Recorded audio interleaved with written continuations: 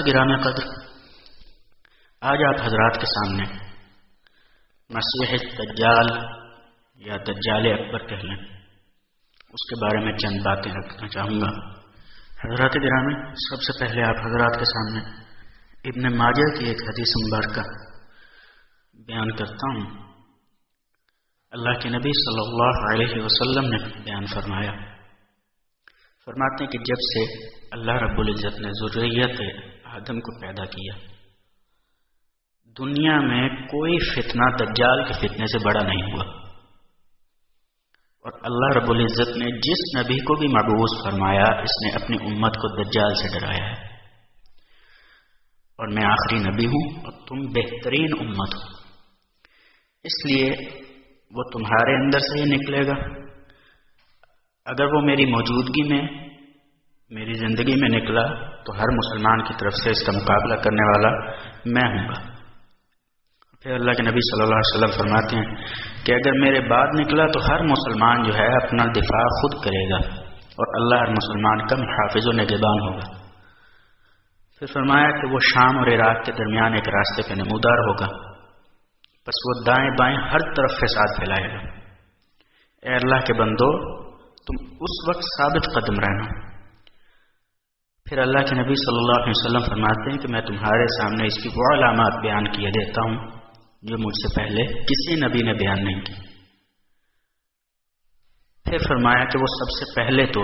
یہ دعویٰ کرے گا کہ میں نبی ہوں، حالانکہ میرے بعد کوئی نبی نہیں، اور پھر یہ دعویٰ کرے گا میں تمہارا رب ہوں۔ پھر فرمایا کہ اسے دیکھنے والے کو پہلی نظر میں ایسی 3 چیزیں نظر آ جائیں گی جن سے اس کے دعوے کی تکذیب کی جا سکتی ہے۔ پہلا تو یہ کہ وہ آنکھوں سے نظر آ رہا ہوگا، حالانکہ تم اپنے رب کو مرنے سے پہلے نہیں دیکھ سکتے، تو اس کا نظر آنا ہی اس بات کی دلیل ہے کہ وہ رب نہیں۔ اور دوسرا یہ کہ وہ کانا ہوگا، حالانکہ تمہارا رب کانا نہیں۔ اور تیسرا اللہ کے نبی صلی اللہ علیہ وسلم نے فرمایا کہ اس کی دونوں آنکھوں کے درمیان میں کافر لکھا ہوگا، جو ہر مومن پڑھ لے گا، چاہے وہ لکھنا پڑھنا جانتا ہو یا نہ جانتا ہو۔ ابن ماجہ میں یہ تفصیل سے حدیث مبارکہ موجود ہے۔ حضرات گرامی، اب ہم بات کرتے ہیں دجال کے نام اور اس کے معنی کے حوالے سے۔ تو یہودی جو ہیں وہ دجال کو اپنا نجات دہندہ سمجھتے ہیں، اور اس کا نام اپنی کتابوں میں اور اپنی باتوں میں جو ذکر کرتے ہیں وہ یبل یا یوبل یا حبل ہے۔ حضرات گرامی، آپ کے علم میں ہوگا کہ اسلامی اصطلاح میں طاغوت اور بتوں کے نام ہیں یہ حبل یا یوبل یا یوبل، اور اس کا جو لقب ہے وہ یہودیوں کے نزدیک مسیحا یا مسیح ہے۔ اور اگر اس کے نام کی بات کریں تو سامعین کرام، دجال کا جو اصل نام ہے وہ کسی کو معلوم نہیں، اور نہ حدیث مبارکہ میں اس کا نام اللہ کے نبی صلی اللہ علیہ وسلم نے بیان فرمایا، صرف وہ اپنے اس لقب دجال سے مشہور ہے۔ اور اسلامی اصطلاح میں اگر دیکھا جائے تو اس کا یہ جو لقب دجال ہے یہ اس کی پہچان اور علامت بن گیا ہے۔ سامعین کرام، دجال لفظ کا مادہ جو ہے وہ دجل ہے۔ دجل کا ایک معنی ہے ڈھانپ لینا یا لپیٹ لینا۔ تو دجال اس لیے کہا گیا ہے کیونکہ اس نے حق کو باطل سے ڈھانپ دیا، اس لیے کہ اس نے اپنے جھوٹ اور ملمہ سازی اور فریب کاری جو ہے اس کے ذریعے اپنے کفر کو لوگوں سے چھپا لیا ہے۔ اور علماء ایک قول یہ بھی نقل فرماتے ہیں کہ ایک وجہ یہ بھی ہے کہ وہ اپنی فوجوں سے زمین کو ڈھانپ لے گا، اس لیے اسے دجال کہا ہے۔ اور اس لقب میں اس بات کی طرف بھی اشارہ ہے کہ دجال اکبر جو ہے وہ بہت بڑے بڑے فتنوں والا ہوگا۔ وہ جو ہے وہ ان فتنوں کے ذریعے اپنے کفر کو ملمہ سازی کے ساتھ پیش کرے گا، اور اللہ کے بندوں کو، مسلمانوں کو، اللہ کے ماننے والوں کو شکوک و شبہات میں مبتلا کرے گا، اور یہ کہ اس کا فتنہ جو ہے وہ عالمی فتنہ ہوگا۔ اور ایک مطلب دجال کا عربی زبان میں وہ ہے جال ساز، اسی طرح فریب کار بھی دجال کا مطلب ہے۔ اور دجل جو ہے وہ کسی چیز کو، کسی نقلی چیز کو اس پہ سونے کا پانی چڑھانے کو کہتے ہیں۔ اور ایک روایت یہ بھی ہے کہ دجال کا یہ نام جو ہے دجال یہ اس لیے رکھا گیا ہے کہ جھوٹ اور فریب جو ہے وہ اس کی شخصیت کا نمایاں ترین وصف ہوگا۔ اور آپ حضرات دیکھیں کہ دجال اکبر جو ہے اس کو حدیث میں مسیح دجال بھی کہا گیا۔ اس کے بارے میں بہت سارے اقوال ہیں، اور پہلے بھی ایک نشست میں آپ حضرات کے سامنے بیان کر چکا ہوں کہ دجال کو مسیح دجال کیوں کہا جاتا ہے۔ اس کی وجہ یہ ہے دجال کو مسیح کہنے کی کہ اس کی ایک آنکھ اور ابرو جو ہے وہ نہیں ہوگا۔ اسی طرح ابن فارس کا قول یہ ہے کہ مسیح وہ ہے جس کے چہرے کے دو حصوں میں سے ایک حصہ مٹا، یعنی نہ اس کی ایک آنکھ ہو اور نہ ہی ابرو، اس لیے دجال کو مسیح کہا گیا۔ اسی طرح حضرت حذیفہ رضی اللہ تعالیٰ عنہ کی روایت ہے، اللہ کے نبی صلی اللہ علیہ وسلم نے فرمایا کہ ان الدجال ممسوح العین علیہا غفرۃ غلیظہ، کہ بلا شبہ دجال مٹی ہوئی آنکھ والا ہے جس پہ ایک غلیظ بھدا سا ناخن یا پھلی ہے۔ یہاں پہ یہ وضاحت کر دوں حضرات گرامی کہ جو پھلی ہے یہ عربی زبان کے لفظ ظفرۃ کا ترجمہ ہے۔ حضرات گرامی یہ اس گوشت کو کہتے ہیں جو بعض لوگوں کی آنکھ کے کنارے پہ اگاتا ہے اور بعض اوقات آنکھ کی پتلی تک پھیل کے اسے ڈھانپ لیتا ہے۔ بہرحال بعض احادیث میں دجال جو ہے اس کو بائیں آنکھ سے کانا کہا گیا، اور کچھ احادیث ایسی ہیں جن میں دائیں آنکھ سے بھی کانا کہا گیا، لیکن ایک حدیث مبارکہ ایسے ملتی ہے جس سے ساری حقیقت واضح ہو جاتی ہے۔ اس میں دجال کو دونوں آنکھوں سے عیبدار کہا گیا ہے، یعنی بائیں آنکھ بے نور ہوگی اور دائیں آنکھ جو ہے وہ انگور کی طرح باہر کو نکلی ہوگی، جس کی وجہ سے وہ انتہائی بھدا اور غلیظ لگے گا۔ بہرحال حضرات گرامی آپ فتنہ دجال کی ہولناکی کا اندازہ جو ہے وہ اس بات سے لگا سکتے ہیں کہ خود اللہ کے نبی صلی اللہ علیہ وسلم جو ہیں وہ اس فتنے سے پناہ مانگتے تھے۔ اور حضرات گرامی جب اللہ کے نبی صلی اللہ علیہ وسلم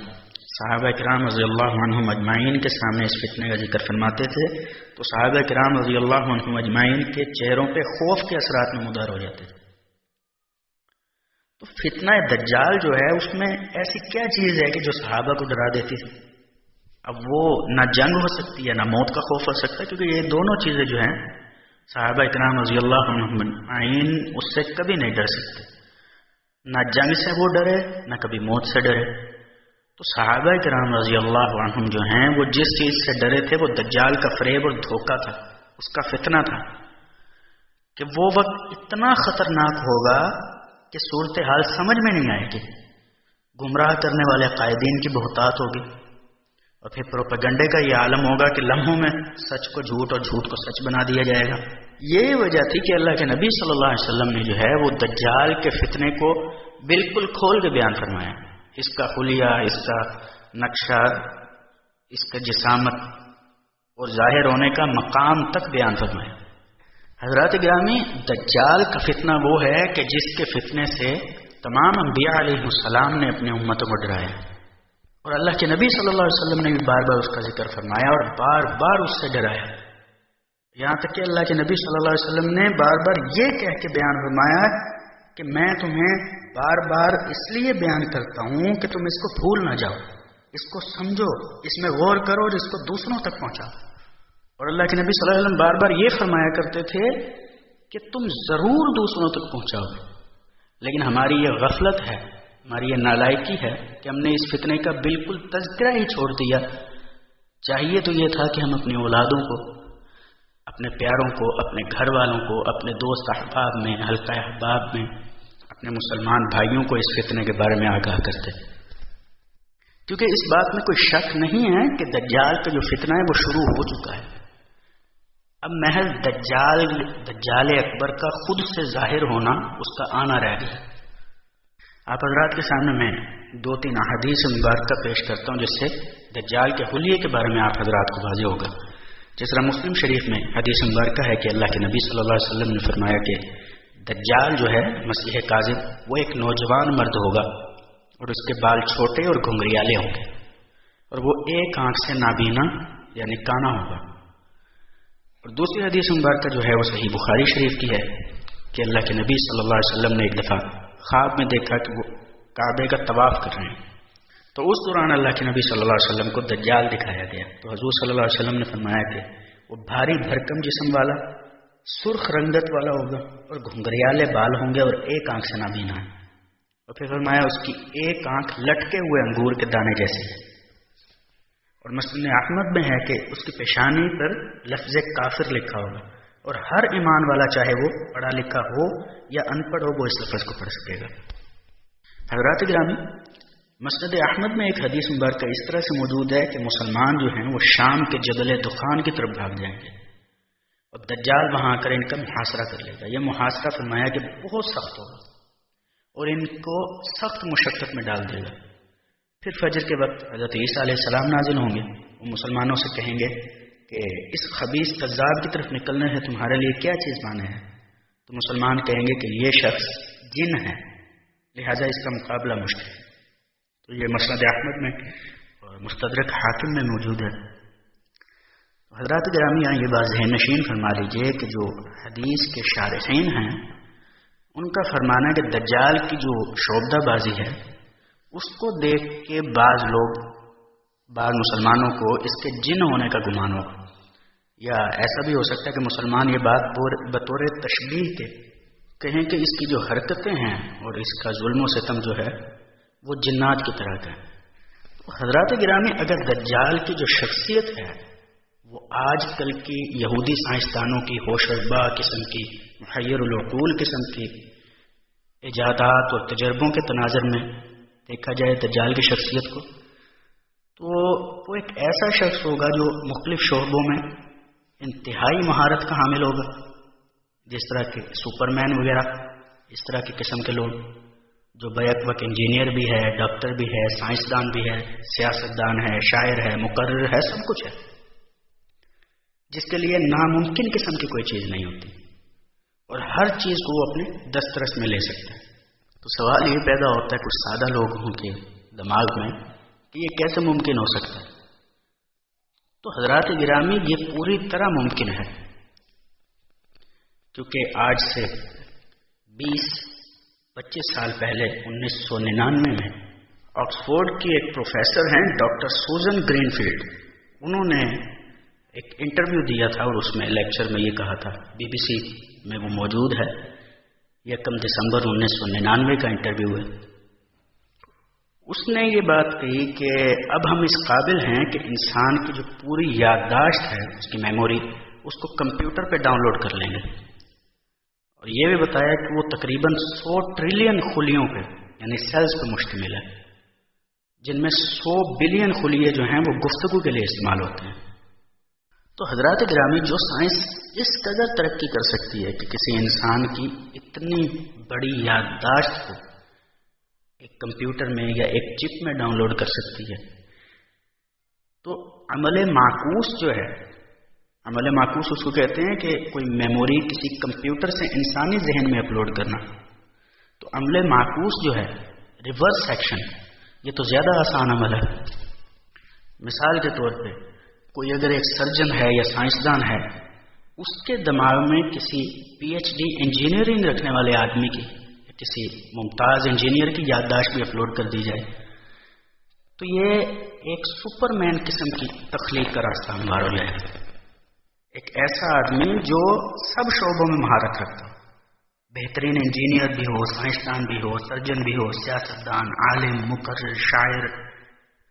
سب کچھ اس میں خصوصیات موجود ہیں۔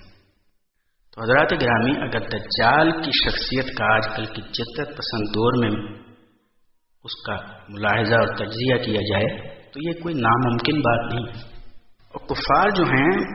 لوگوں کی، انسانوں کی ذہن سازی کے لیے کہ ایسی چیزیں ممکن ہیں، مختلف قسم کی ایسی محیر العقول قسم کے کچھ اعمال پہ مشتمل فلمیں بھی بنا کے عوام میں مشہور کرتے ہیں کہ جب کل کو ہمارے سامنے یہ لائیو یہ مناظر دیکھنے کو ملے تو کسی کو تعجب اور حیرانگی نہ ہو، وہ اس کو فوراً تسلیم کر لے۔ بہرحال حضرات گرامی، دجال جو ہے وہ ایک نئے قسم کے مذہب کی دعوت دے گا، ایک ایسے نئے اور جھوٹے مذہب کی دعوت ہوگی جس سے پہلے وہ نبوت کا دعویٰ بھی کرے گا اور پھر خدائی کا دعویٰ کرے گا، جیسا کہ حدیث مبارکہ میں بھی آتا ہے کہ پہلے وہ یہ کہے گا کہ میں نبی ہوں، کہ اللہ کے نبی صلی اللہ علیہ وسلم نے فرمایا کہ میرے بعد تو نبوت ختم ہے، پھر وہ کہے گا میں خدا ہوں. اور اس خبیث اور بدبخت کا سب سے بڑا فتنہ یہی ہوگا خدائی کا، کیونکہ اللہ رب العزت نے انسانوں کی آزمائش کے لیے اس کو بہت کچھ نوازا ہے، اور دجال جو ہے وہ اللہ پاک کی ان عطاؤں کو خیر کے کام کے لیے نہیں بلکہ شر کا عظیم ترین طوفان برپا کرنے کے لیے استعمال کرے گا. جس طرح کہ میں نے آپ حضرات کے سامنے ابتدائی خطبے میں جو حدیث مبارک کا ذکر کی